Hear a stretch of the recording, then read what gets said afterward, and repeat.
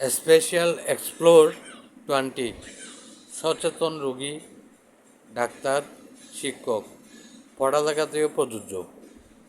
আপনি কি জানেন বর্তমান জমানায় মানুষ কোনো রকম রোগের সম্মুখীন হলে নিজে YouTube, Wikipedia, Google, AI, ChatGPT, Facebook, internet প্রযুক্তির লাইন দিয়ে শিখে ডাক্তারকে কিছু বলতে চাই, ডাইরেকশন নির্দেশনা দিতে চাই। সেই অনুযায়ী চিকিৎসা পাইলে সে ব্যথা হলেও ব্যথা হয়নি মতোই সহ্য করে।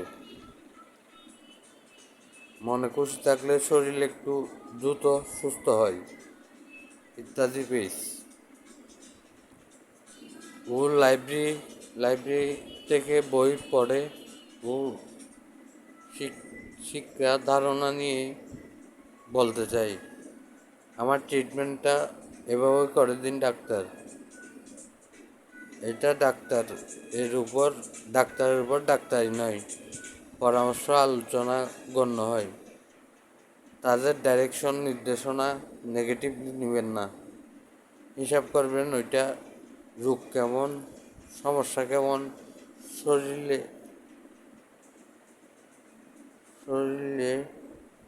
সমস্যা কেমন শরীরে বলতে চাইছে।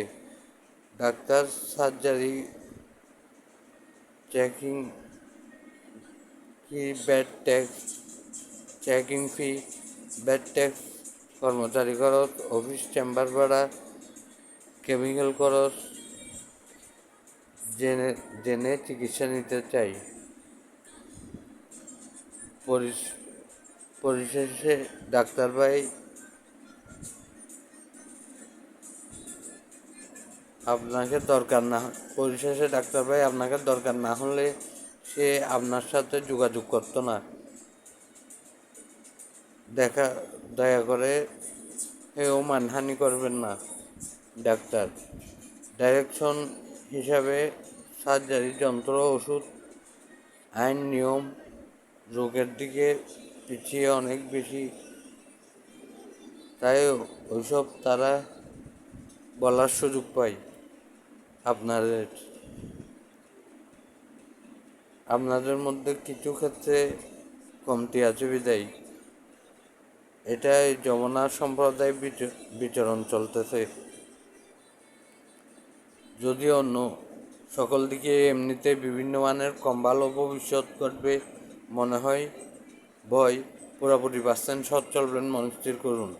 বা ছাত্র শিক্ষক ক্ষেত্রে সে যখন খুঁজবে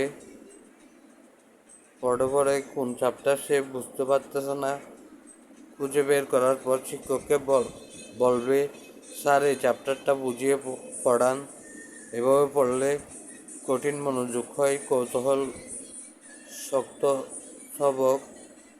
সবক মনে গাঁথে, সহজে ভুলে না। ফিক্সড প্রাইজে সৎভাবে কাজ করুন, দেখবেন আপনাদের